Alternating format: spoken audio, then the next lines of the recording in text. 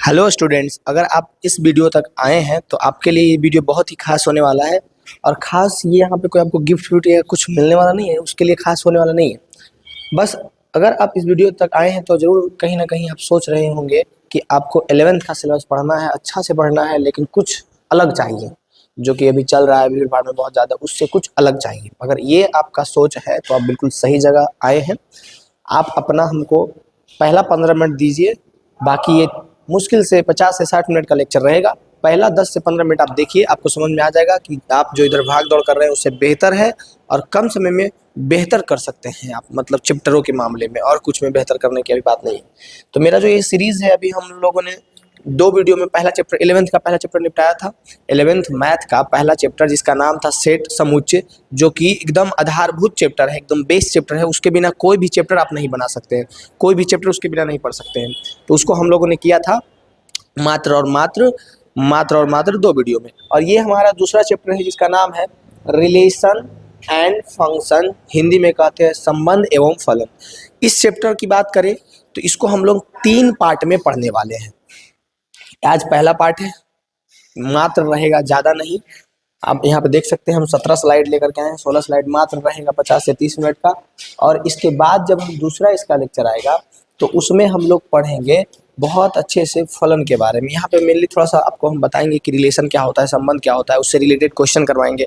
और सबसे बड़ी बात, जो फर्स्ट चैप्टर से रिलेटेड चीज़ें हैं, क्या क्या आपका फर्स्ट चैप्टर में क्लियर होना चाहिए, तब यहाँ पे आप सही कर पाइएगा। ये सारी चीज़ें यहाँ पे डिस्कस करेंगे, ठीक है। तो अगर आप चाहते हैं कि आप 11th में बेहतर करें, 10th में जो भी हुआ, जैसा भी रिजल्ट आया उसको आप भूल जाइए। और अब 11th में अगर आप अच्छा से पढ़ते हैं, अगर 11 12 दोनों को देखिए, दोनों आपका जो है एक तरह से बेस बनाएगा पूरा फ्यूचर का, पूरा आपको जीवन भर का बेस बनाएगा 11th और 12th। और 12th से भी ज़्यादा है 11th। अगर 11th आप समुंदर है, 11th अगर आप अच्छा से पढ़ लेते हैं, एकदम बारीकी से हर एक चीज़ों को समझ जाते हैं ना, तो आप बहुत बेहतर आगे कीजिएगा। कोई भी एग्जाम हो, चाहे जेई का एग्जाम हो, एनडीए का एग्जाम हो, एयरफोर्स का एग्जाम हो, सबका नींव जो है ये सब में ना 11th का होता है, ठीक है। तो ये इसीलिए 11th मजबूत कीजिए जेई के लिए, खास करके अगर आप जेई मेंस एडवांस की तैयारी करने वाले स्टूडेंट हैं, एयरफोर्स एनडीए तैयारी करने वाले स्टूडेंट हैं, तो पहले आप अपना बेस मजबूत कीजिए जो कि 11th में है। तो 11th में हम लोग एक एक क्वेश्चन लेंगे, टाइप लेंगे और गर्दा मचाएंगे तो फोड़ डालेंगे। इसके बाद रिलेशन और फंक्शन का कोई भी क्वेश्चन आपको कोई भी एग्जाम में भी दिखेगा ना, तो आप फोड़ डालिएगा, चाहे वो एयरफोर्स हो चाहे एनडीए हो, ठीक है। सबसे पहले हम लोग जानते हैं इस चैप्टर में, रिलेशन एवं फंक्शन चैप्टर में कुछ नहीं, हम संबंधों के बारे में चर्चा करते हैं। जैसे कि रियल लाइफ में भी बहुत सारे संबंध हैं, है ना। आपके कोई मम्मी होंगे, आपके कोई पापा होंगे, आपके कोई भाई होंगे, आपके कोई बहन होंगे। तो कोई आपके जो मम्मी लग रहे हैं वो किसी की पत्नी है, वो किसी की बेटी है, हाँ, तो वो संबंध डिपेंड करता है आदमी पे। आपका उनसे कोई और संबंध है, उनका उनसे कोई और संबंध है, एक रिलेशन है ना। तो मैथ में जो हम संबंध पढ़ते हैं, मैथ में जो हम लोग रिलेशन पढ़ते हैं कि किसका किसके साथ क्या संबंध है, वही इस चैप्टर में बारीकी से बताया गया, रिलेशन एंड फंक्शन। और इस चैप्टर के आधार पे बहुत सभी में, चाहे वो ट्रिगोनोमेट्री हो, चाहे वो आगे जाकर के कैलकुलस पढ़िएगा, चाहे वो प्रायिकता हो, प्रायिकता में सब चैप्टर होते हैं, सभी में संबंध एवं फलन का क्या यूज़ है। तो अगर आप अभी से इसको मेहनत करके थोड़ा सा अपना बना लेते हैं तो आगे आपको कोई भी दिक्कत नहीं होगा। सबसे मोस्ट इम्पोर्टेंट जो इसमें है हम लोगों के लिए, हम लोग एकदम टॉपिक वाइज चलेंगे, ठीक है, एक एक टॉपिक करके कि इसमें क्या क्या इंपॉर्टेंट है। सबसे मोस्ट इम्पोर्टेंट है कार्टेशियन प्रोडक्ट। इस चैप्टर में सबसे महत्वपूर्ण कोई है तो वो है कार्तीय गुणन। पूरा चैप्टर आप देखिए, ठीक है, पूरा चैप्टर का क्वेश्चन आप बनाइए, उसका बेस छुपा हुआ है कहीं ना कहीं कार्तीय गुणन में, जो कार्टेशियन प्रोडक्ट आ करके स्टूडेंट को परेशान और तंग करता है। तो हम ऐसा से बताएंगे कि आपको परेशान नहीं करेगा और आप खुद बताइएगा इसका कार्टेशियन प्रोडक्ट निकाल करके, ठीक है। इसका प्रोडक्ट खुद निकाल करके आप बताइएगा, बस मेरा काम है समझाना, आप समझ जाइएगा तो आप खुद बताइएगा। देखिए कार्तीय गुणन होता क्या है। तो कार्तीय गुणन क्या होता है ये समझने से पहले हम लोग फर्स्ट चैप्टर जो पढ़ते हैं उसमें हम लोगों को पढ़ना रहता है सेट्स, यानी कि समुच्चय। हाँ, बहुत इंपॉर्टेंट चैप्टर है सेट्स, समुच्चय। इतना इंपॉर्टेंट है कि उस मतलब कोई भी चैप्टर आप जाइएगा वहाँ समुच्चय आएगा, समुच्चय आएगा, समझ ही नहीं आएगा कि समुच्चय को 2 तरह से लिखा जाता है। एक होता है रोस्टर विधि, एक होता है समुच्चय निर्माण विधि। रोस्टर विधि क्या है, समुच्चय निर्माण विधि क्या है, अगर समझ ही नहीं आएगा तो दिक्कत होगा ना। तो थोड़ा थोड़ा वो सारी चीज़ें हम बताते चलेंगे। और नहीं, अगर ज़्यादा और जानना है तो फर्स्ट चैप्टर का 2 लेक्चर होगा, जाके देख लीजिएगा। देखिए सबसे पहले कोई एक समुच्चय है, समुच्चय एक सुपरिभाषित संग्रह होता है, उसको हम लोग समुच्चय कहते हैं, जो हम लोग फर्स्ट चैप्टर में पढ़ते हैं। और समुच्चय में हर एक चीज समुच्चय नहीं हो जाएगा, कुछ भी संग्रह कर दिए, कुछ भी संग्रह जोड़ मतलब कि बहुत सारा इकट्ठा कर लिए तो वो समुच्चय नहीं कहलाता है मैथ में। मैथ में समुच्चय वही कहलाता है जिसकी जिसकी क्वांटिटी जो है, जिसकी महानता जो है, जिसकी महत्ता जो है वो हर एक व्यक्ति के लिए समान हो। इसका एग्जाम्पल हम ऐसे देते हैं तब समझ में आएगा। जैसे अगर हम आपको बोले कि बताइए नदियों का संग्रह क्या समुच्चय होगा, तो हम सिर्फ बोल रहे हैं नदियों का संग्रह। क्या बोल रहे हैं हम बोल रहे हैं नदियों का संग्रह, क्या वो समुच्चय होगा? तो अभी हम लोग इंडिया में हैं, तो हमारे लिए नदियों का संग्रह यहीं का हो सकता है, इंडिया का नदी ही हो सकता है। लेकिन जो अमेरिका में है उसके लिए नदियों का संग्रह वहाँ का नदी हो सकता है। तो ये हर एक व्यक्ति के लिए क्या सेम हो रहा है? नहीं, तब जा करके ये समुच्चय नहीं होगा। लेकिन वही हम बोले कि भारत के नदियों का संग्रह, भारत के नदियों का संग्रह एक ग्रुप है भारत के नदियों का। तो भारत की नदियों की जब बात करें तो चाहे वो पाकिस्तान वाला व्यक्ति हो, चाहे वो अफ्रीका वाला व्यक्ति हो, चाहे वो कहीं का भी व्यक्ति हो, जब भारत की नदियों की संग्रह की बात आएगा तो वो कहेगा कि भारत का ही नदी का नाम लेगा। चाहे वो गंगा ले, यमुना ले, सरस्वती ले, भारत का ही नदी का नाम लेगा। भारत का व्यक्ति भी भारत का ही नदी का नाम लेगा। तो ये क्या हो गया? वेल डिफाइंड हो गया कि नहीं? मतलब एक अच्छा तरह से सुपरिभाषित हो गया कि नहीं, कि हाँ इसमें सबके लिए वही है। ऐसा दिमाग में सेंस लगाओ, जो सबके लिए सेम हो, ठीक है? तो उसको हम लोग क्या कहते हैं? समुच्चय कहते हैं। और जो सुपरिभाषित नहीं है उसको हम लोग समुच्चय नहीं कहते। ये बातें हम लोग फर्स्ट चैप्टर में किए थे, जो जाकर के आप देख सकते हैं। अगर इतना थोड़ा थोड़ा आप करते चल रहे थे तो अब यहाँ पे हम लोग कार्टेशियन प्रोडक्ट जो करेंगे वो समुच्चय का ही करेंगे। किसका करेंगे? समुच्चय का ही हम लोग कार्टेशियन प्रोडक्ट करेंगे। देखिए बात ये है यहाँ पे कि कोई बकवास या बाकायदी नहीं करेंगे और डायरेक्ट पॉइंट टू पॉइंट बात करेंगे। थोड़ा सा आपको पेशेंस रख करके समझना पड़ेगा। और एक बात यहाँ पे ये रहेगा मेरा हमेशा कि हम हिंदी के साथ अंग्रेजी को भी बताते चलेंगे ताकि आप आगे चल करके अंधेरे में ना हो। ज़्यादातर स्टूडेंट्स अभी तो मन मस्ती में एकदम मौजी में रहते हैं कि खाली हिंदी है। जब आगे समझ में आता है उनको कि अंग्रेजी कितना ज़रूरी है, तो आप भी चाहते हैं कि इस तरह से मन मौजी में ना रहें, तो बहुत अच्छा जगह पे आए हैं आप। कार्टेशियन प्रोडक्ट जानने के लिए हम लोग सिंपल अभी समुच्चय हम आपको बता दिए। अब हम लोग सिंपली दो सेट लेंगे। एक सेट ए लिए जिसमें लाल और पीला दो कलर का नाम है। एक समुच्चय ए सेट है, समुच्चय को मंझली कोष्ठ के अंदर बंद किया जाता है। जितना भी आपको जैसे भी आएगा लिखिएगा। बी में हम लोग क्या लेते हैं? यहाँ पे तो हम लोग लाल और पीला दो समुच्चय ले लिए। अब यहाँ पे हम लोग बी एक और समुच्चय लेते हैं, जिसमें बी सी और एस लेते हैं। बी सी और एस लेते हैं। क्या क्या लेते हैं? बी सी और एस लेते हैं। अब देखिए ऐसा एज्यूम कीजिए कि बी से बैग है, सी से कोट है, एस से शर्ट है, ठीक है? बैग, कोट, शर्ट है और ये दो कलर है लाल और पीला। अब बात ये है कि कौन सा बड़ा चीज है जिससे सब डरता है कि कार्टेशियन प्रोडक्ट माथा के दर्द कुछ नहीं है जी। जैसी ए क्रॉस बी यानी निकालना है, इसी को तो कार्टेशियन प्रोडक्ट कहते हैं। ए क्रॉस बी निकालना है, यानी कि ये वाला जो समुच्चय है ना, हम एकदम ठेठ भाषा में अपना जैसे आपको समझाएंगे।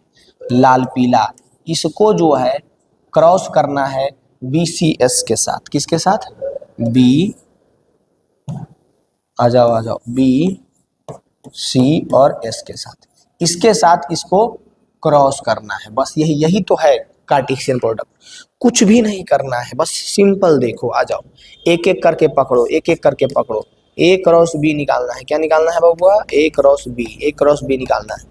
लाल वाला के पहले बी के साथ करो, फिर लाल वाला के सी के साथ करो, लाल वाला के एस के साथ करो। क्या करना है आजा बताते हैं। बस इसका कुछ रूल याद रखो। लाल बी, फिर कॉमा दो, फिर क्या बोले? लाल सी। बस इसमें लोगों का एक इल्यूजन बना रहता है दिमाग में, क्लियर नहीं हो पाता है कि क्या हो रहा है। फिर लाल एस। ये वाला जो आपके दिमाग के ऊपर जो जाल बना हुआ है उसको क्लियर कीजिए, ये क्लियर हो जाएगा। फिर क्या है? पीला बी, पीला सी, पीला एस। अब बोलिएगा हाथ तेरी कितना हल्का चीज है, हम भी समझ गए, बिल्कुल समझ गए। आप कुछ नहीं करना है, बारी बारी से गुना जैसे हम लोग करते हैं ना, वैसी बारी बारी से कॉमा लगा लगा करके लिखना है। पहले लाल वाला तो तीनों से करेंगे लाल का, फिर जब हम लोग करेंगे पीला तो तीनों से गुना करेंगे पीला। ऐसे गुना समझो ना जी। जितना मतलब कि हम चाहते हैं कि 10th में जो आपको पता है उसी के आधार पे हम यहाँ पे आपको समझा दें। पीला बी, पीला सी, पीला एस, हाँ, यानी कि पीला बैग, पीला कोट, पीला शर्ट। जैसे कि दो कलर है था हमारे पास और तीन वस्तुएं थी। दो कलर था, लाल पीला, और तीन वस्तुएं थी, बैग कोट शर्ट। तो क्या इसको हम लोग कौन कौन से कॉम्बिनेशन में कलर कर सकते थे? तो लाल बैग कर सकते थे, लाल कोट कर सकते थे, लाल शर्ट कर सकते थे। अब क्या कर सकते हैं? पीला बैग कर सकते हैं, ऐसे भी समझ सकते हो इस बात को। पीला बैग कर सकते हैं, और क्या कर सकते हैं? पीला कोट कर सकते हैं। एनसीईआरटी से बढ़कर कुछ भी नहीं है। एनसीईआरटी में जो यहाँ पे समझाया गया है बेहतरीन तरीका से ऑप्शन दे करके, एक बार उसको दिमाग में अंदर कर लो, उससे बेहतर कुछ है ही नहीं एग्जाम्पल। या फिर पीला शर्ट। एनसीईआरटी आपको बताता है और समझाता है इस बात को कि समुच्चयों का कार्तीय गुणन इस दो आधार पे आप समझिए। कौन से दो आधार पे? कि मानिए आपके पास दो कलर है, लाल और पीला, और आपके पास तीन वस्तुएं हैं, बैग कोट और शर्ट। बी से बैग, सी से समझ लो कोट, एस से समझ लो शर्ट। तो पूछ रहा है कि आपके पास वस्तु जो है उसको हम किस किस कलर से कॉम्बिनेशन से कलर कर सकते हैं, कौन कौन सा कलर उस वस्तु को कर सकते हैं। तो सिंपल यही है, कार्टेशियन प्रोडक्ट निकाल लेंगे, हमको पता चल जाएगा कि कैसे कैसे कलर कर सकते हैं। पहले तो लाल बैग कर सकते हैं, बैग को लाल कर सकते हैं, फिर कोट को लाल कर सकते हैं, फिर शर्ट को लाल कर सकते हैं, फिर पीला बैग को कर सकते हैं, पीला कोट को कर सकते हैं, पीला शर्ट को कर सकते हैं। और ये कार्टेशियन प्रोडक्ट निकालने के बाद आपको एक बात समझ में आएगा कि यहाँ पे कोई भी एक अवयव रिपीट नहीं हुआ है। अवयव यानी ये सब जो है ना, इसका पीला, एस बी, ये सबको अवयव बोलेंगे। कोई भी रिपीट हुआ है? देख लो, ऐसा हुआ है कि लाल बैग दो बार हो गया हो, ऐसा हुआ है कि पीला शर्ट दो बार हो गया? नहीं। यही है कार्टेशियन प्रोडक्ट, बहुत ही सिंपल। ए क्रॉस बी, लाल बी, लाल सी, लाल एस, पीला बी, पीला सी, पीला एस। समझ में आया? समझ में आया या नहीं आया? बहुत ही आसान सी चीज़ें हैं, ज़्यादा कुछ नहीं है माथापेची करना, एकदम छोटा छोटा चीज़ अगर आप समझते जाइएगा। और एनसीईआरटी से बढ़कर कुछ नहीं होता। हम तो एकदम खुल के बताते हैं कि हम जो भी बताएंगे एक एक चीज़ एनसीईआरटी से बताएंगे, और जो भी आप एग्ज़ाम फोड़िए फाड़िए, एनसीईआरटी से बाहर कुछ नहीं रहेगा, ठीक है? तो आप बस टॉपिक को पकड़िए, और हम तो इतना क्वेश्चन प्रैक्टिस करवाएंगे कि आप बेहतर कर ही लीजिएगा। टॉपिक पकड़िए और बेहतर करते चलिए। यहाँ एनसीईआरटी से हम बहुत सारे क्वेश्चन ले लेके यहाँ पे करवाएंगे, तो आपको उसमें टेंशन नहीं लेना है, ठीक है? नेक्स्ट है हमारा, इससे पहले हम लोग एक चीज़ और सीखेंगे कि हम लोग जब कार्टेशियन प्रोडक्ट निकालेंगे, सबसे पहले ए में कितना अवयव है। अवयव यानी ये वाला, एक दो, नंबर ऑफ एलिमेंट्स ए कितना है इसमें? दो है।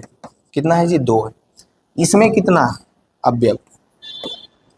नंबर ऑफ बी समुच्चय में कितना है? तीन है। तो ए क्रॉस बी निकाले हैं, अगर डायरेक्ट को पूछ दे कि बिना निकाले बताओ कि कितना होगा उसका, तो कुछ नहीं करना है, number of A cross B equal to क्या होगा? नंबर ऑफ ए गुने नंबर ऑफ बी। समझ में आया? यानी कि कुछ नहीं करना है, नंबर ऑफ ये दो और नंबर ऑफ ये बी कितना हो जाएगा? तीन। तीन दूनी का कितना हो जाएगा जी? छः। हुआ ना? एक दो तीन चार पाँच छः, आया ना? छः अवयव। कितना आया? छः आया। बताइए तो समझ में आएगा कि नहीं आएगा? हम बस अभी एक समझाने के लिए दे रहे हैं कि हाँ आपको समझ आया कि नहीं आया, कोई दिक्कत हुआ। बस हम लोगों को इसको मंथली कॉस्ट से बंद करना है जरूर। अभी तो हम बस समझाने के लिए किए थे, बाकी आपको ये सब मंथली कॉस्ट से बंद कर देना है। बीच में छोटी कॉस्ट देना है, छोटी कॉस्ट के बाद भी कॉमा देना है, दोनों अवयव के बीच में भी कॉमा देना है। एक क्रॉस भी निकल गया, और डायरेक्ट इससे ऑब्जेक्टिव में क्वेश्चन पूछेगा, नंबर ऑफ ए दे दिया है, ए सेट का नंबर ऑफ बी दे दिया है, और डायरेक्ट ए क्रॉस बी का नंबर पूछेगा कि उसमें कितना अवयव होगा। तो कुछ नहीं करना है, number of A multiplied by number of B is equal to number of A cross B. हाँ, बहुत सिंपल है, वेरी सिंपल। बस आपको सिंपल से ये लिखना है, सुंदर से समझना है, और पेशेंस रखना है। बाबा ज़्यादा नहीं बनना है। यही पे गड़बड़ा जाता है स्टूडेंट की, बाबा बनने लगता है कि ये गुण सीखा नहीं उसको लगता है कि हम सब बना देंगे, ये गुण सीखा नहीं उसको लगता है कि यार कुछ ना है, एकदम दिमाग खराब। पेशेंस रखो, पेशेंस, बस तुम पेशेंस रखो, ज़्यादा हड़बड़ाओ मत। पढ़ाई करना है अगर तुमको तो, और इधर उधर होना है तो होते रहो। दुनिया बहुत इधर से उधर हो रही है, और आप भी होते रहिए। जब तक एक जगह पे टिक करके नहीं रहिएगा, इधर से उधर बस कोर्स वोर्स खरीदते में ही रह जाएगा। अभी तो हम कहते हैं कि इतना आसान हो गया ना पढ़ना स्टूडेंट के लिए कि आप सोच नहीं सकते हैं। अगर आप 11वीं के स्टूडेंट हैं और आप महागधा हैं, 10 को कोर्स खरीद ले चल रहे हैं 2000, 3800, 300, 500 में, तो महागधा हैं आप। यूट्यूब खोलिए, यूट्यूब पे बहुत सारे ऐसे टीचरों का पढ़ा हुआ है, एक से एक लेक्चर, जो अगर आप पेशेंस रख करके एक एक लेक्चर पढ़ लेते हैं, उसके बाद आपको कोई नहीं रोक सकता है अच्छा मार्क्स लाने से 12th में। तो 12th में लाना है तो अभी अभी से 11th से ना तैयारी कीजिएगा। हाँ, अब कुछ लोग बोलेगा कि हूँ सर जे कोर्सवा जरी खरीद लेते हैं तो बनहाल रहते हैं जरी डेली। तो हमको पता है कि कौन कितना क्लास करता है डेली। एक क्लास कोई नहीं करता है, कोर्स खरीदा गया, उसके बाद रील चल रहा है या कुछ और चल रहा है, उसका बैकलॉग कितना बनते चल जाता है। बैकलॉग मतलब तो समझता है ना गधा, बिहार बोर्ड के स्टूडेंट को, जो सीबीएसई स्टूडेंट है ना, बुड़बक समझता है। बैकलॉग मतलब ये सोचता है कि नहीं आता है, लेकिन आप लोगों को तो इतना आता होगा। इतना बैकलॉग लग जाता है कि पीछे वीडियो पड़ल जा रहा है, 2 वीडियो हुआ, फिर 3 वीडियो हुआ, फिर सोचा अरे अब करेंगे, वो पीछे छूटते चल जाता है। फिर उसको तुम क्या करता है, रिकॉर्डिंग ही ना देखता है। तो रिकॉर्डिंग ही देखना है तेरे को गधा, डेली लाइव अगर नहीं जुड़ना है तो चुपचाप यूट्यूब पे जा और सर्च कर, और एक से एक जे भी टीचर अच्छा अच्छा कॉन्सेप्ट वाइज पढ़ा रहा है, डायरेक्ट सॉल्यूशन करा रहा है, उस पर मत जाना। जो कॉन्सेप्ट वाइज बता रहा है, एक चीज़ को फील करवा रहा है एज अ स्टूडेंट, वहाँ जाकर मजा आएगा। तो वो तो होगा नहीं। बस कोर्स लेना है 10 गो, तो लेते रहो, भटकते रहो, उससे कुछ भी होने वाला नहीं है। तुम्हारे जैसा बहुत कोर्स ले रहा है, और टीचरों का तो यही काम है, बेचना। तो उसके चक्कर में मत पड़ो, एक बेस्ट करने की कोशिश करो। और मैथ पढ़ने का एक तरीका होता है, उस तरीका से चलो। मैथ पढ़ने का तरीका है कि आप पहले कॉन्सेप्ट को पकड़ो, जो आपका चैप्टर है, उस चैप्टर के हर एक टॉपिक, उसमें क्या क्या क्वेश्चन आ सकते हैं, उस टॉपिक को पकड़ के पहले मजबूत करो और फिर गर्दा मचाओ। जैसे कि अगर हम इस चैप्टर की बात करें तो सबसे मेन टॉपिक है इसका कि आपको कार्टेशियन प्रोडक्ट आना चाहिए, कार्तीय गुणन आना चाहिए। तो कार्तीय गुणन हम थोड़ा सा समझाने की कोशिश किए, आया भी होगा नहीं भी आया होगा। अब इससे हम गर्दा क्वेश्चन करवा देंगे एक से एक, उसके बाद आपको कोई नहीं रोक सकता है, गर्दा मचाइएगा एकदम। समझ रहे हैं ना, कोई दिक्कत नहीं। अब देखिए, जैसे कि हम यहाँ पे एक क्वेश्चन ले आए, अब यहाँ पे अब गर्दा मचाइएगा और कार्टेशियन प्रोडक्ट निकालिएगा, मजा आ जाएगा। तो ज़्यादा कोर्स वोर्स खरीदे के चक्कर में मत रहो। कितना दिन तुम लाइव पढ़ेगा ना, जो कहता नहीं कि बनहाल रहेंगे सर, जरी पैसा लगा लेते हैं, 1000 रुपये ज़्यादा है ना तो हम नंबर दे देते हैं, हम पे भेज देना, ठीक है। लेकिन ज़्यादा पैसा उसे बर्बाद खर्च करने के चक्कर में 300 रुपया तुम 350 रुपये का रिचार्ज करवा रहा है ना, वही बहुत बड़ी है। अब तुमको सिर्फ आना चाहिए कि यूट्यूब पे जाओ, बहुत लेक्चर पढ़े हुए हैं, जब तुमको रिकॉर्डिंग देखना है तो खुद डिसिप्लिन हो जाओ, और अभी से डिसिप्लिन होना सीख जाओ। एक बात सोचो कि जो 11th 12th में जो जेई करके जाते हैं, इंजीनियरिंग करते हैं, 4 साल पढ़ते हैं, उसके बाद भी वो आईएएस यूपीएससी का एग्जाम देते हैं, और यूपीएससी में आईएएस और आईपीएस बन जाते हैं। क्यों? क्योंकि वो स्टूडेंट 11th 12th में ही डिसिप्लिन होना सीख जाता है। वो स्टूडेंट 11th 12th से ही मेहनत करना सीख जाता है, और इंजीनियरिंग कॉलेज में जाता है तो और डिसिप्लिन होना सीख जाता है। उसके बाद जब वो साइंस को छोड़ करके आर्ट्स की दुनिया में गया, यानी कि डायरेक्ट यूपीएससी तैयारी करने गया, फिर भी उसमें भी फोड़ डाला। क्यों? साइंस को छोड़ करके आर्ट्स पढ़ने गया, फिर भी फोड़ डाला, रैंक 1 आया। ज़्यादातर रैंक 1 देखना इंजीनियरिंग वाले ही रहेंगे, यानी कि जो जेई के एग्जाम दिए हैं और क्रॉस। अभी इतना सोचो कि जेई वाले हैं, ऐसा सोचो तुम। तो क्यों? डिसिप्लिन होना सीख जाते हैं। तो तुम भी डिसिप्लिन होना सीख जाओगे था, और गर्दा मचाओ एकदम। कोर्स वोर्स के चक्कर में मत रहो, पढ़ो पढ़ो, ऐसा पढ़ो कि तुम्हारे आने वाले एकदम 7 पुश्ते ऐसा नहीं पढ़ा हो। समझ रहा है? इतना डिसिप्लिन होकर पढ़ो, ज़्यादा नहीं। डेली 1 घंटा पढ़ना है तो डेली पढ़ना, डेली 1 घंटा पढ़ना है तो डेली पढ़ना, कोई नहीं रोक सकता है तेरे को।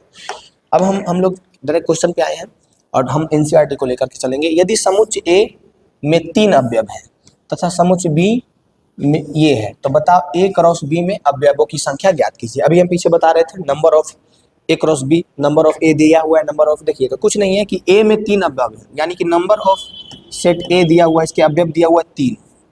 कोई भी 3 अवयव होगा, हमको क्या मतलब है। बी में कितना अवयव है गधा, देखो तो नंबर ऑफ बी 1 2 3 अवयव है, ठीक है, 3 अवयव। ए क्रॉस बी में कितने अवयव हो गए, ये ना पूछ रहा है गधा। ए क्रॉस बी में कितने अवयव होंगे। बहुत आसान है, बहुत आसान है। फॉर्मूला याद रखो, सिर्फ बहुत आसान है, फॉर्मूला याद रखो। Number of A cross B क्या होता है, ये दोनों लड़ाई कर दिया, मारा मारी, कूटा कूटी एकदम। तो बोला हमरो अकेली में चाहिए घर आ, और हमरो अकेली में चाहिए, तो ले जा अपना अपना अकेली अकेली। Number of A multiplies by number of B equal to number of a cross b. What is the number of a cross b? Then you have to remember number of a cross b equal to number of a cross number of b. अरे यार, हम ऐसे याद करने के लिए number of a number of b बोल रहे हैं, लेकिन तुमको याद रखना है कि नंबर ऑफ ए यानी कि जो हमारा सेट ए है उसमें कितना अवयव है, नंबर ऑफ बी यानी कि हमारा जो सेट बी है उसमें कितना अवयव है। अवयव यानी सदस्य। ई है बी एक घर है, बी एक क्या है, घर है, और इस बी के घर में कितना सदस्य है, तो देखो बी घर में 1 2 3 सदस्य है, उसी को हम लोग अवयव कहते हैं, एलिमेंट कहते हैं। 1 2 3 ये दिखा है ना, उसी को अवयव कहते हैं। इतना तो याद रहेगा ना गधेड़ू, बताओ, इसमें तो कोई दिक्कत नहीं ना होगा यार, बेइज्जती नहीं करवाने का। तो number of A cross B जो हम लोगों से पूछ रहा था ये क्वेश्चन, उसको मुंह पे तोड़ के मारो एकदम। और यही क्वेश्चन बहुत बार हम दिखा सकते हैं आपको, बहुत बड़े बड़े एग्जामों में पूछा गया है, थोड़ा सा घुमा घुमा करके। नंबर ऑफ ए 3 है गुने नंबर ऑफ बी 3 है, तो ये हमारा हो जाएगा number of A cross B is equal to 9। कोई दिक्कत होगा? हाँ, किसी प्रकार का दिक्कत होगा? बताइए तो, नहीं होगा दिक्कत। आप एनसीईआरटी क्वेश्चन सोल्व कीजिए, चाहे कोई भी सोल्व कीजिए, गर्दा सोल्व होगा। फिर है दूसरा क्वेश्चन, यदि पी ए बी सी है, एक समुच्चय पी है जिसमें, अब थोड़ा सा जो फर्स्ट चैप्टर पढ़ रहेगा ना उसको समझ में आएगा कि समुच्चय कौन सा विधि से लिखा हुआ है, और रोस्टर विधि से लिखा हुआ है कि सारणीबद्ध विधि से लिखा होगा, रोस्टर विधि से लिखा हुआ है कि समुच्चय निर्माण विधि से लिखा हुआ है, सारणीबद्ध, सॉरी उसने रोस्टर विधि से को ही सारणीबद्ध कहते हैं, समुच्चय निर्माण विधि से लिखा हुआ है, जो बताइए ये जो है रोस्टर विधि से कि समुच्चय निर्माण विधि से, तो आप भी कहिएगा ये रोस्टर विधि से है ना, रोस्टर विधि से। तो पी एक समुच्चय है ए बी सी, थोड़ा सा मंझली कोष्ट आप लोग सुंदर से दीजिएगा, ठीक है, ताकि लगे कि स्टूडेंट है, ये ना लगे कि टीचर है, टीचर तो जैसे तैसे चलता है। और क्यू एक समुच्चय है, एक और समुच्चय है क्यू, एक और समुच्चय है क्यू, आपको दिखना चाहिए, जिसके अवयव आर है। तो P क्रॉस Q तथा Q क्रॉस P ज्ञात कीजिए, क्या दोनों का कार्तीय गुणन समान है। अब यहाँ से एक क्वेश्चन आता है, क्रिएट होता है, हम हर एक चीज में क्वेश्चन लेते आए हैं और आपके दिमाग में सवाल बनते जाएगा। जैसे कि हम लोग यहाँ पे बबू अभी समझे हैं कि A क्रॉस B निकाले हैं, तो A क्रॉस B जब हम लोग निकाले हैं तो एक क्वेश्चन नहीं आया होगा, क्योंकि आप लोग का दिमाग एकदम कूड़ा भरल है। अगर क्वेश्चन आया तो अच्छी बात है कि जब हम लोग A क्रॉस B निकाले हैं और जब हम लोग B क्रॉस A निकालेंगे तो क्या वे इक्वल आएंगे। जैसे कि हम लोग जब 2 गुने 4 करते हैं तो 8 हुआ, और 4 गुने 2 करते हैं तो 8, तो इसमें तो समान आया। लेकिन इसमें भी तो क्वेश्चन उठना चाहिए ना, जो पढ़ने वाले स्टूडेंट रहेंगे उसका क्वेश्चन उठेगा कि A क्रॉस B हम लोग करेंगे और B क्रॉस A, तो क्या दोनों इक्वल आएगा, क्वेश्चन उठना चाहिए। तब हम कहेंगे नो, बिल्कुल भी इक्वल नहीं आएगा, ठीक है। जब हम लोग कार्टेशियन प्रोडक्ट निकालेंगे तो ये इक्वल नहीं आएगा। यही चीज को सोल्व करने के लिए क्वेश्चन दिया गया है कि पहले तो P क्रॉस Q निकालो, कार्तीय गुणन P क्रॉस Q निकालो, ठीक है, कोई बात नहीं है। हमारे पास P में क्या है, A B और C, कार्टेशियन Q में क्या है, R। पहले ये निकालते हैं हम लोग, ठीक है। और इधर हम लोग निकालेंगे क्या, इधर हम लोग निकालेंगे Q cross P, Q cross P, ताकि आपको दिख सके एकदम। चश्मा लगा के देखिए मेरे जैसा, अगर नहीं दिखता है तो Q क्रॉस P,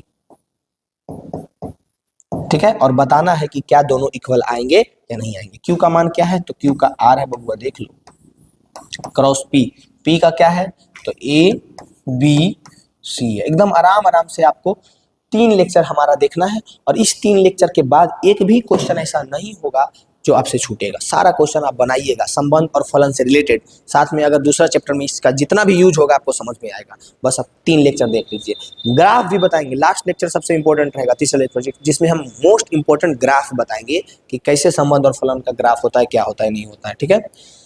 तो उसको पढ़ने के लिए तीसरा तक जाइएगा। अभी ये पहला लेक्चर है हमारा, इसमें हम लोग कार्टेशियन प्रोडक्ट पे फोकस कर रहे हैं। तो ये P क्रॉस Q निकालेंगे, P क्रॉस Q, एक बार इसको लेके चलो, एक बार इसको, यही कंफ्यूजन हो जाता है थोड़ा सा स्टूडेंट्स को, मतलब थोड़ा कंफ्यूज आ जाता है यार, क्या करे तो क्या करे, समझ ही नहीं आ रहा है, इधर गुना कर दिए, पगला, कुछ नहीं करना है, एकदम पेशेंस रखो, और एकदम मेंटेन रखो, और मीन्स एकदम एटीट्यूड लेवल। हाँ, पहले A को R से करेंगे, ठीक है, आ जाओ, A R B R, इसमें एक और रहता तब ना, एक उससे करते हैं, दूसरा B R, तीसरा C R, अब मंझली कोष्ठ से बंद कर दो। अब देखो, इससे एक चीज और हम लोग पता कर सकते थे कि number of P cross Q direct अगर हमको चेक करना है, ठीक है, एकदम बच्चा ऐसा ऐसा पढ़ो नहीं यार, तो क्या करते, डायरेक्ट देखते कि P का कितना है, तो 1 2 3 अवयव है, हाँ, यही ना करते हम लोग, नंबर ऑफ P गुने नंबर ऑफ Q, यही ना करते जी। तो P में देखते कितना है, तो 1 2 3 है, Q में देखते कितना है, तो 1 है, तो 3 एकम 3, इसमें भी तो 3 है, 1 2 3 है ना, 3। कोई दिक्कत होगा बताओ, कोई दिक्कत नहीं। यानी कि जब हम लोग P क्रॉस Q किए तो क्या आया, AR BR CR आया। अब Q क्रॉस P करेंगे, तो Q क्रॉस P करेंगे तो क्या आएगा, देखिए आइए बताते हैं क्या आएगा। R से A को करो, R A, R से B को करो, R B, R से C को करो, R C, ये हुआ हमारा, हुआ ना। अब देखो इसको गौर से और देखो इसको गौर से, कभी भी ये दोनों इक्वल नहीं है, ठीक है। हम लोग मल्टीप्लिकेशन पढ़ते हैं तो 4 गुने 3 12, 3 गुने 4 12 जरूर होता है, वहां पे हम लोग कहते हैं कि दोनों इक्वल है, लेकिन ये वाला चीज इक्वल नहीं होगा brother. A dot A comma R और आर कॉमा ए बराबर नहीं है, दोनों क्रमागत नहीं है, सेम क्रम में नहीं है, ठीक है ना। तो हमेशा याद रखना है यहाँ से कि कार्टेशियन प्रोडक्ट निकालेंगे पी क्रॉस क्यू या फिर ए क्रॉस बी, वो कभी भी इक्वल नहीं होगा क्यू क्रॉस पी के। चाहे ए क्रॉस कुछ भी निकालो ना यार, ए क्रॉस बी अगर निकालेंगे तो वो कभी भी इक्वल नहीं होगा बी क्रॉस ए के। इस बात को दिमाग में फिक्स कर लो।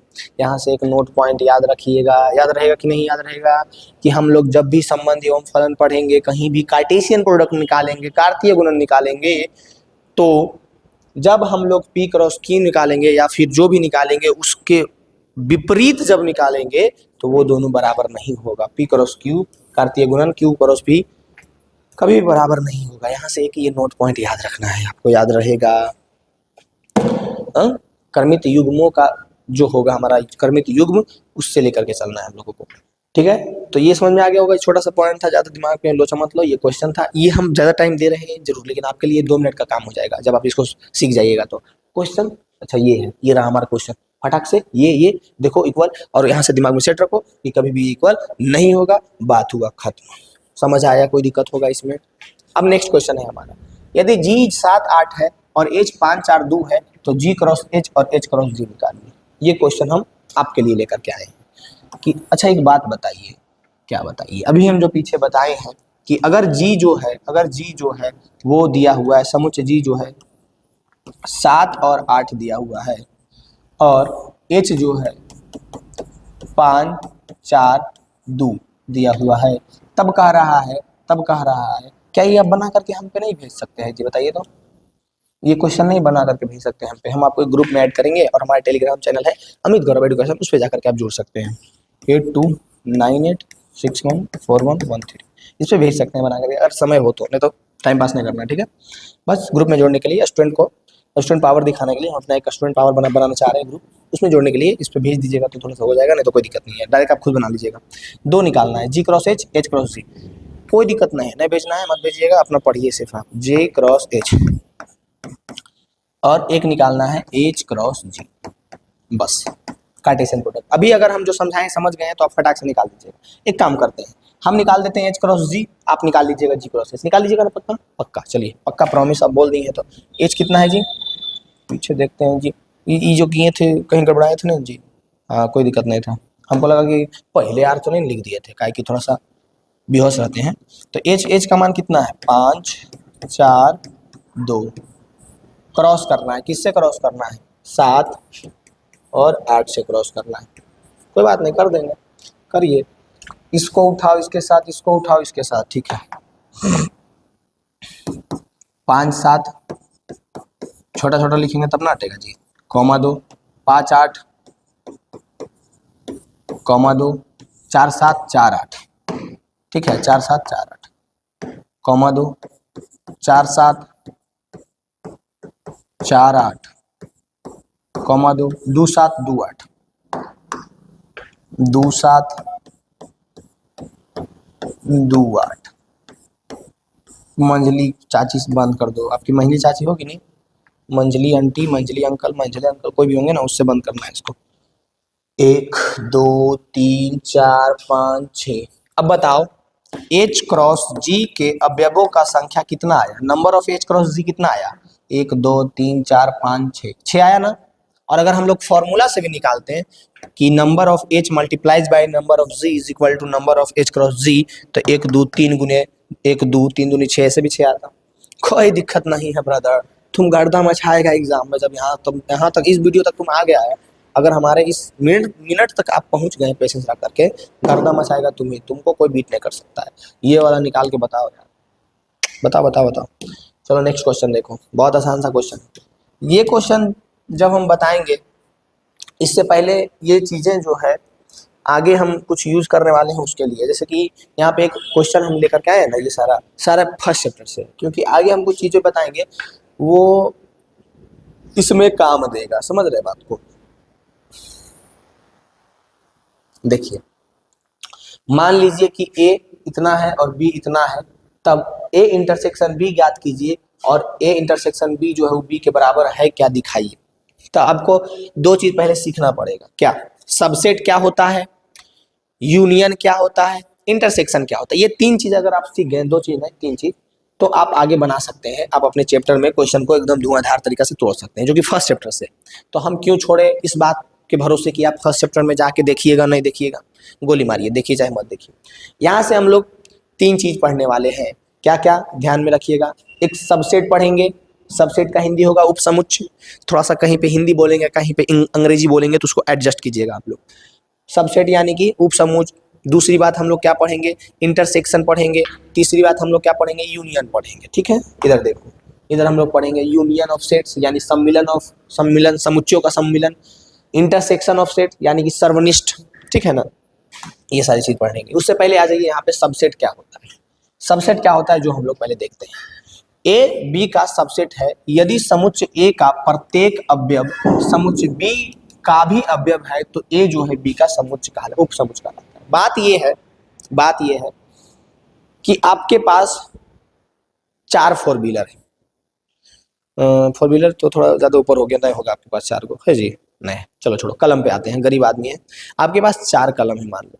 एक है लिंग ग्लेशियर का, एक है अग्नि का, एक है अग्नि 4G, एक है अग्नि 5G।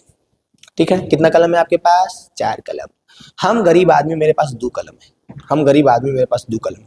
लेकिन मेरे पास जो 2 कलम है वो आपके पास भी वही 4 कलम है ना, उसमें से 2 कलम आपका भी वही है। तो आप देखिएगा तो कहिएगा हमारे चुरा तो नहीं लिए हैं, आपका भी दोनों कलम वैसे नहीं कहिएगा ना जी। हाँ, तो आपके पास 4 कलम था, मेरे पास 2 कलम है ना, तो हम आपका उपसमुच्चय हो गए, हम आपके कलमों का उपसमुच्चय हो गए। नहीं समझ में आया? समझ में आया? नहीं समझ में आया? ठीक है, आओ इधर, इधर आओ, समझाते हैं। देखो देखो देखो देखो, ए ए में है कलर वाला कलम। ठीक है, अब कलर वाला कलम लेते हैं। आपके पास रेड पेन है, आपके पास ब्लू पेन है, आपके पास पिंक कलर ज्यादा पसंद हो सकता है, पिंक कलर लड़के लोग को पसंद होता है, red blue pink. White pen भी है, चलो व्हाइट पेन भी है तुम्हारे पास। और ये है, तुम्हारा नाम क्या है, या जी नाम बताओ जल्दी कमेंट में, नाम बताओ क्या है तुम्हारा। नाम है फंटूस, चंटूस, चिंकू, पिंकू, ठिंकू, लिंकू, क्या नाम है जी? चिंकू नाम है तुम्हारा, मान लो चिंकू। या चिंकू इधर आओ, मेरा नाम है एजी। एजी रखते हैं अपने, हमरा चिंकू बोलते हैं। हाँ, कोई दिक्कत नहीं। तो चिंकू जी तुम्हारे पास कितना कलम है, तो 4 कलम है, रेड, ब्लैक, पिंक, व्हाइट। अभी ब्लू के ब्लैक, अच्छा कोई बात नहीं। अब मेरे पास 2 कलम है, हम गरीब आदमी भाई, 2 ही कलम है मेरे पास। एक है रेड और एक है पिंक कलर, हमको भी थोड़ा पसंद है, टेंशन मत लो, तुम लोग को ही खाली नहीं पसंद है। पिंक कलर किसका फेवरेट है, कौन कौन से गर्ल्स का फेवरेट है? मेरा भी पिंक फेवरेट है। ठीक है, टकलू जाओ ना, दिख जाएगा जी, बेइज्जती हो जाएगा, चल जाओ, दिख जाएगा वो। हाँ बोलो। हाँ एकदम पूजा करेंगे। हाँ हाँ नहा का है। मेरे पास 2 पेन है, एक रेड है, एक पिंक है। तुम्हारे पास 4 है, तुम अमीर आदमी 4 कलम, हम गरीब आदमी 2 कलम। तो मेरा जो समुच्चय हम पढ़ा रहे हैं, तो ये मेरा जो 2 कलमा है ना, हाँ, वो आपका उपसमुच्चय हुआ, समझे? हाँ समझे बात? मेरे पास जो 2 है ना और आपके पास 4 है, इसका उपसमुच्चय ये हुआ। दिमाग में बात गया? इसका उपसमुच्चय ये हुआ, समझ में आया बात? इसका उपसमुच्चय ये हुआ, समझ में आया बात? बात समझ में आया? क्योंकि आपके पास जो था वो सब मेरे पास है, मेरे पास जो आपके पास जो था वो सब मेरे पास है। हाँ, मेरे पास जो था वो सब आपके पास है। इसको ऐसे भी सोच सकते हैं, ऐसे। तो हम लोग कहेंगे कि इसका उपसमुच्चय है ये। अब इसको ऐसे याद रखेंगे, समझे? समझे चिंकू? हाँ समझ गए होंगे। अब इधर देखो, क्वेश्चन आ जाओ। क्वेश्चन था कि ए जो है बी का उपसमुच्चय है यदि समुच्चय ए का प्रत्येक अवयव बी में हो। अब देखो, ए का प्रत्येक अवयव बी में हो तो क्या होगा, ए बी का उपसमुच्चय होगा, और ए बी का उपसमुच्चय कहलाता है। अब एक फाई दिया हुआ है, फाई किसको कहते हैं हम लोग? फाई रिक्त समुच्चय को कहते हैं, वैसा समुच्चय जिसमें कोई अवयव नहीं है। पहला चैप्टर में हम गर्दा मजाक पढ़ाए थे, अभी भी याद रखो। जैसे हम लोग जीरो कहीं कहीं यूज करते हैं, जीरो से गुना किया तो सब जीरो हो गया ना, तो फाई किसको हम लोग कहते हैं? तो फाई हम लोग कहते हैं रिक्त समुच्चय को, वैसे समुच्चय जिसमें कोई अवयव ही नहीं हो उसको हम लोग फाई कहते हैं। यहाँ पे ऐसे लिखते हैं फाई। ए एक समुच्चय है जिसमें 1 और 3 है, बी एक समुच्चय है जिसमें 1 5 9 है, सी एक समुच्चय है जिसमें 1 3 5 7 9 है ना। 3 समुच्चय हमारे पास, 4 समुच्चय मान लो। एक है हमारे पास फाई एक समुच्चय है, दिखता नहीं होगा यार तुमको, रुक जाओ, घेर देते हैं तो दिखेगा। देखो, एक समुच्चय हमारे पास फाई है, एक समुच्चय हमारे पास ये रहा, एक समुच्चय हमारे पास ये रहा, एक समुच्चय हमारे पास ये रहा। अब दिख रहा होगा एकदम झकाझक दिख रहा है ना। और क्वेश्चन है हमारे पास, एक क्वेश्चन हमारे पास ये है, इसको हम थोड़ा दूसरा कलर से कलर करेंगे ताकि आप लोगों को पसंद आ जाए। कौन सा कलर पसंद है? पिंक कलर पसंद है सर, तो ठीक है पिंक से करेंगे। आपको पिंक पसंद है ना, लेकिन पिंक तो नहीं है मेरे पास, तो ग्रीन है। ये इसको बनाना है, इसको बनाना है, फिर इसको बनाना है, फिर इसको बनाना है। करना क्या है जो सीखो, पहला चैप्टर से रिलेटेड है, पर अभी तुम करके दिखाएगा हमको, ठीक है। टाइम दो ना यार, टाइम नहीं देगा तो कैसे होगा। पढ़ता है, पढ़ते सब चीज में टाइम देता है, लेकिन पढ़ने में तुम लोग टाइम नहीं देता है। दो थोड़ा सा टाइम दो हमको। बात ये है कि क्या बोले, फिर से हम रिपीट करते हैं कि बड़ी कंफ्यूजन वाला चीज है। अभी आप पढ़िएगा ना, मात्र 1 से 1.5 घंटा बाद आप देखिएगा इसको, फिर से कोशिश कीजिएगा, भूल जाइएगा पक्का, बहुत कंफ्यूजन रहेगा। तो आपको कंफ्यूजन नहीं होना है, बार बार रिपीट कर देते हैं। ए बी का एक ए जो है, ए का अगर प्रत्येक अवयव बी का भी एक अवयव है, मतलब कि जो मेरे पास यानी जो एजी के पास है वो सब चिंकू के पास है। तो एजी जो है, एजी के पास जितना है सब चिंकू के पास है, तो एजी चिंकू का उपसमुच हो गया। समझ रहे हैं ना? यानी कि अगर ए का प्रत्येक अवयव समुच बी का भी एक अवयव हो तो ए बी का उपसमुच है। इसको तुम लिख लो, हम इस लिख के इसलिए लाए हैं ना, कंफ्यूजन नहीं होगा। इसको तुम लिख लो और एकदम बार बार पढ़ो, बार बार पढ़ो, बार बार पढ़ो, तुम्हारा काम हो जाएगा। और लिखेंगे कैसे? तो ऐसे हम लोग लिखेंगे, A is the subset of B. कब? जब ए का प्रत्येक अवयव बी के पास, अवयव मतलब समझ रहा है ना गधा, हाँ, उसका एलिमेंट जो चीज ए के पास है वो चीज बी के पास है। A is a subset of B if all elements, जो भी एलिमेंट्स ए में है वो सभी बी में है, तब हम लोग कहेंगे ए बी का उपसमुच्चय है। अब बात यह है कि यहाँ पे 4 समुच्चय है। एक फाई है, फाई यानी रिक्त समुच्चय, यानी जकरा में कोई इक्को गो ने अथी हो, का ना हो, एको अवयव ना हो, ठीक है, जिसमें एक भी अवयव नहीं हो। ए में 1 और 3 2 अवयव है, बी में 3 अवयव है, 1 5 9, सी में 1 2 3 4 5 अवयव है, 1 3 5 9। पहला क्वेश्चन है कि क्या फाई बी का उपसमुच्चय है? अब तुम बताओ। अब तुमको क्या देखना है? अब तुमको देखना है कि जितना भी अवयव फाई के पास है क्या वो सभी बी के पास है, तो ये होगा समुच्चय, नहीं तो नहीं होगा। और हम तो बता दिए हैं कि समुच्चय रहेगा तो ऐसे लिखेंगे, उपसमुच्चय अगर रहेगा, समुच्चय नहीं कहता उपसमुच्चय, अगर ए बी का उपसमुच्चय है तो ऐसे लिखेंगे, और नहीं है तो ऐसे लिखेंगे, ठीक है। ए बी का उपसमुच्चय नहीं है, क्रॉस लगा देना ऊपर, ठीक है, याद रखना। अगर ए बी का उपसमुच्चय, पहले लिखने सीख लो, फिर लिखना अगर सीख गया तो फिर वो आराम से सीख जाएगा, ठीक है। ए अगर बी का उपसमुच्चय है तो हम लोग ऐसे लिखेंगे, ए जो है वो बी का उपसमुच्चय है, और अगर नहीं रहेगा तो ऐसे लिखेंगे, ए जो है बी का उपसमुच्चय नहीं है, ऐसे लिखेंगे, ठीक है। इतना सीख लो, काम हो जाएगा तुम्हारा। A is a subset of B, A is a not subset of B, ऐसे याद रखना, ठीक है। अब सिंपल क्या देखना है, बस ये देखना है कि जो इसके पास है वो सभी इसके पास है। अगर जो इसके पास है वो सभी इसके पास है तो ये इसका उपसमुच्चय होगा। बाकी इसके पास कितना है और क्या इससे ज्यादा, उससे मतलब ही नहीं है। क्या ए बी का उपसमुच्चय है, तो तुमको बस इतना देखना है कि क्या जो ए के पास है वे सभी अवयव बी के पास है। अगर है तो ये इसका उपसमुच्चय होगा। बाकी तुम मत देखो कि बी के पास ज्यादा है, कितना ज्यादा है, उसको नहीं देखना है। अब बता रहे हैं ना, तुम खुद बना लेगा। हम चाहते तो डायरेक्ट बना देते, लेकिन हम चाहते हैं कि हम बस आपको हिंट दे, बस हम आपको समझाएं और आप खुद बनाएं। और जब आप खुद बनाइएगा ना तो फीलिंग आएगा कि अरे यार हम बना रहे हैं। तुम बस देखो कि क्या जो ए के पास है वो सभी सी के पास है। अगर है तो वो उपसमुच्चय है, बी अगर है तो देख लो, जल्दी देखो। तुम्हारे पास 2 मिनट का समय देते हैं, जल्दी देख करके बताओ, फटाफट देखो तो बताओ तो समझ में आता है कि नहीं। तब तक हम इसका कोई इंटरेस्टिंग क्वेश्चन देख लेते हैं। अगर आपको समझ में आता है तो फटाफट आंसर बताइए इसका, इसको लिख लीजिए सुंदर से और बना करके बताइए। ऊपर वाला जो लिखा हुआ है कथन, उसको जरूर लिख लीजिएगा।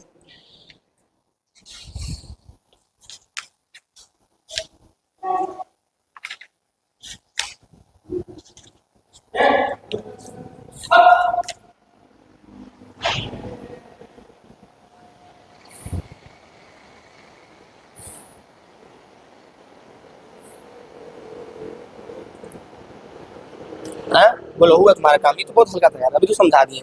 अब बता बउआ, फाई के पास कुछ नहीं है तो क्या बी के पास कुछ नहीं है? हाँ, बी के पास तो है, कुछ नहीं है, उसके पास भी है। अच्छा एक बात बताओ, हम बोल रहे हैं कि मेरे पास कुछ भी नहीं है और आपके पास 3 चीज है कुछ, तो कुछ भी नहीं तो आपके पास भी है ना, लेकिन उसके अलावा भी 3 चीज है ना। हाँ, तो फाई जो है कोई भी फाई यानी रिक्त समुच्चय, फाई यानी रिक्त समुच्चय लिख लेना। फाई जिसको हम लोग फर्स्ट चैप्टर में पढ़े हैं उसको हम लोग इम्पटी सेट, रिक्त समुच्चय या शून्य समुच्चय कहते हैं, ठीक है। तो कभी भी दिख जाए फाई तो ये यूनिवर्सल, ये सभी का उपसमुच्चय है। फाई जो है वो सभी का उपसमुच्चय है, तो यहाँ पे तो हम लोग यही लगा देंगे। और ए क्या बी का उपसमुच्चय है?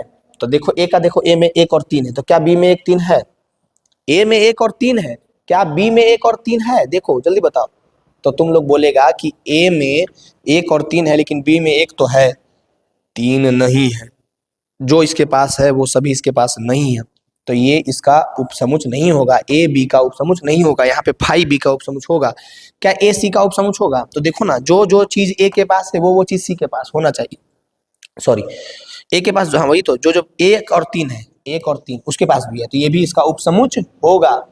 बी सी का उपसमुच है, देखो ना, तो बी का, बी में 1 5 9 है, क्या सी में 1 5 9 है? बिल्कुल है, देखो ना, 1 5 9 1 5 9 है, तो यानी कि बी जो है सी का उपसमुच है। सिंपल, बहुत सिंपल है, कुछ करना ही नहीं है। अगर आप 11th मैथ यहाँ से गर्दा उड़ा लेते हैं, पूरा एक एक चीज को पढ़ लेते हैं, आप कोई भी एग्जाम दीजिएगा ना, फोड़ कर रख दीजिएगा। इसी तरह का क्वेश्चन बहुत सारा घुमा घुमा करके पूछा जाता है। समझ में आया? बात समझ में आया कि नहीं आया? कोई दिक्कत होगा यहाँ तक? बिल्कुल भी दिक्कत नहीं होगा। यानी यहाँ से आपके दिमाग में एक चीज क्लियर हो जाएगा कि कब हम किसको उपसमुच कहेंगे। सिंपल, जिसका उपसमुच हम लोगों को खोजना है, बस देखना है कि क्या उसका सभी अवयव उसके पास है। अगर है सभी अवयव तो कहेंगे उपसमुच है, नहीं है तो अभी आधा घंटा से मात्र एक टॉपिक हम आपको बता रहे हैं। क्या समझ में नहीं आया होगा? आ गया होगा। अब यहाँ से एक चीज और हम लोगों को मोस्ट इंपोर्टेंट जो फर्स्ट चैप्टर का है पढ़ना है कि सम्मिलन, यूनियन ऑफ सेट्स, समुच्चयों का सम्मिलन इसको कहते हैं। समुच्चयों का सम्मिलन, यूनियन ऑफ सेट्स एंड सर्वनिष्ठ, इंटरसेक्शन ऑफ सेट। समुच्चयों का सर्वनिष्ठ, दो चीज है। बहुत ही आसान है, बहुत आसान से हम इसका 2 एग्जाम्पल लेंगे और बहुत आसान से आपको हम समझा देंगे। ठीक है, टाइपिंग वाला भैया को नौकरी से निकालना पड़ेगा। बोलिए क्यों? देखिए ना ये क्या किए, लिखी नहीं लाते हैं तो हम क्या करें, हमको लिखना पड़ता है। एक मान लीजिए ए 2 4 6 8 है, ए एक समुच ए, एक समुच ए। 1 मिनट, टाइपिंग वाला भैया तो हम खुद हैं, हम अपने निकल जाते हैं जॉब से। बताइए, एक तो टाइपिंगो कर देते हैं, ऊपर से बोलते हैं कि निकाल देंगे। 2 4 6 और बी, बी कितना है? 6 8 10 12 है, 6 8 10 12 है। और एक समुच है बी 6 8 10 12। बस इसी से तुमको समझ में आ जाएगा कि जब तुमको बोले ए यूनियन बी, यू को सीधा लिखो तो इसको यूनियन पढ़ेंगे। और जब तुमको बोले, पहले यहाँ पे भी लिख लेते हैं, हमारा समुच ए है 2 4 6, 2 4 6 और एक हमारा समुच बी है 6 8 10 12।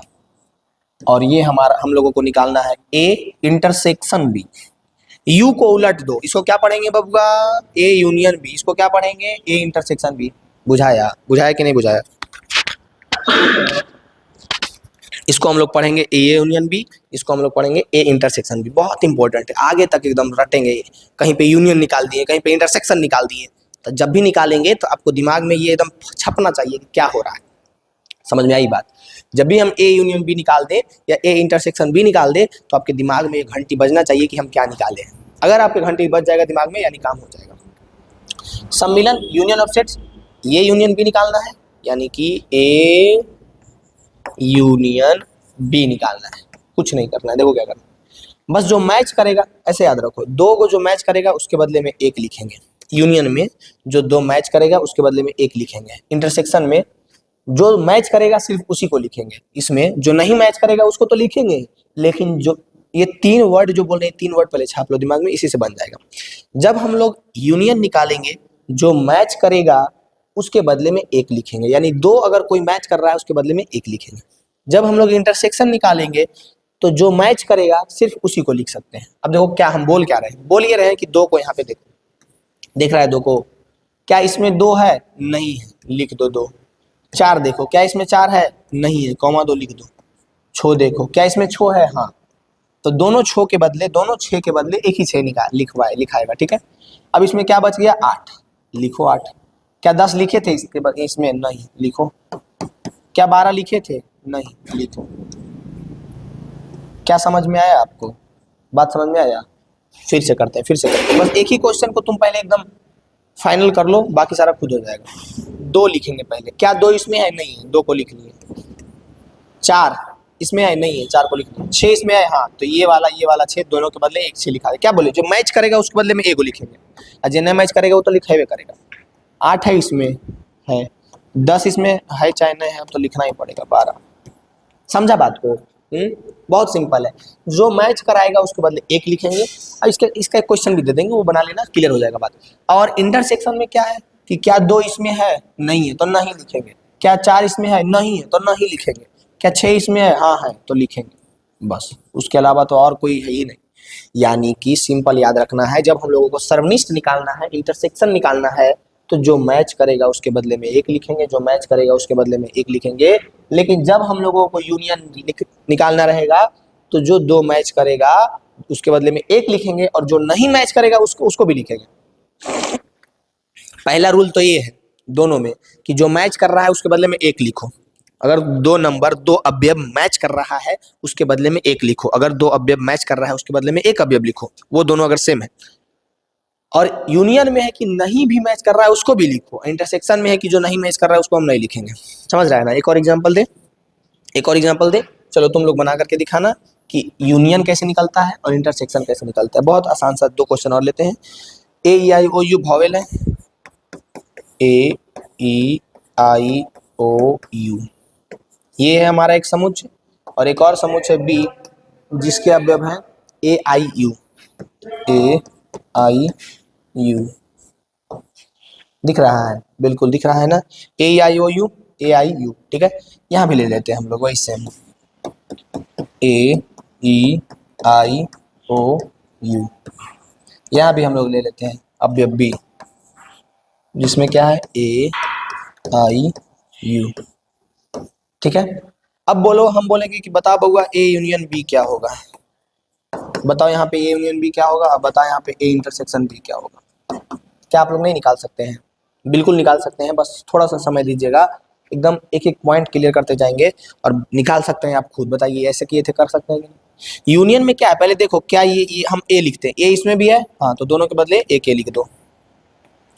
ई इसमें है, नहीं है तब भी लिखेंगे। आई इसमें है तो दोनों आई के बदले एक आई लिख दो। ओ इसमें नहीं है तो लिख दो ओ। यू इसमें है, दोनों यू के बदले एक यू लिख दो। समझ रहे बात को? बस समझना इसमें यही होता है कि मिला मिला मिला मिला लिख दिए, बाद में जो नहीं मिला उसको भी ऐसा। मान लो यहाँ पे एक जे रहता, ठीक है, इसमें एक जे रहता तो उस जे को भी यहाँ पे हम लोगों को लिखना पड़ता, लेकिन है नहीं फिलहाल। क्या ये बात समझ में आया जी सबको? अब इंटरसेक्शन निकाल लीजिएगा। समझ में आया? अब यहाँ से 2 इंपॉर्टेंट नोट्स बनता है, जो अगर समझ में आता है तो याद रखिएगा, नहीं भी याद रखिएगा काम चलेगा। कि अगर अब एक बात बताइए, हम पूछे कि बी जो है ए का सबसेट है या नहीं है, तो आप बोलिएगा हाँ जी है। क्यों? क्योंकि बस हमको देखना ये है कि बी का सभी अवयव ए में है, ए आई ओ यू। हाँ, बी का सभी अवयव ए में है। दिमाग से सुनो सुनो सुनो, बी का सभी अवयव ए में है, बी का सभी अवयव ए में है, हाँ है। यानी कि बी जो है ए का सबसेट है, उपसमुच्चय है।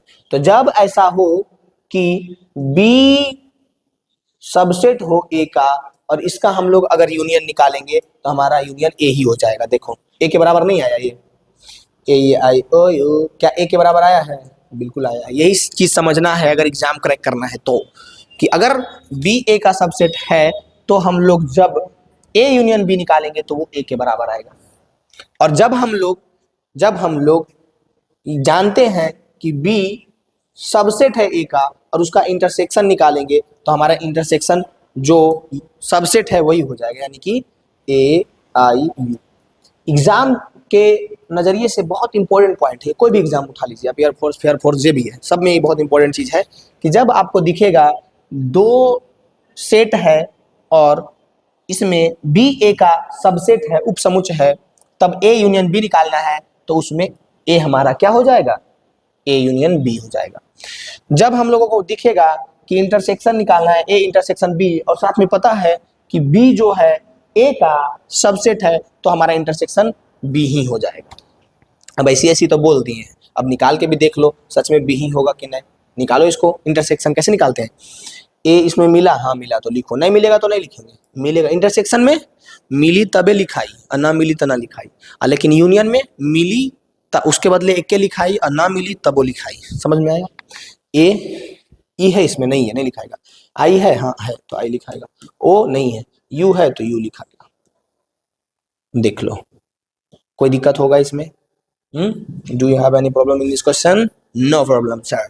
यानी कि यहाँ से मोस्ट एग्जाम से रिलेटेड ये इंपॉर्टेंट चीज है कि जब सबसेट रहेगा, जो भी समझाएं कि अगर बी ए जो है बी का सबसेट है, तब हमारा जब अगर जैसे कि सबसेट समझ में आया ना यार, पीछे भी क्वेश्चन करवाने समझ में आया होगा कि बी जो है ए का सबसेट है, उम्मीद करते समझ में आ ही गया होगा।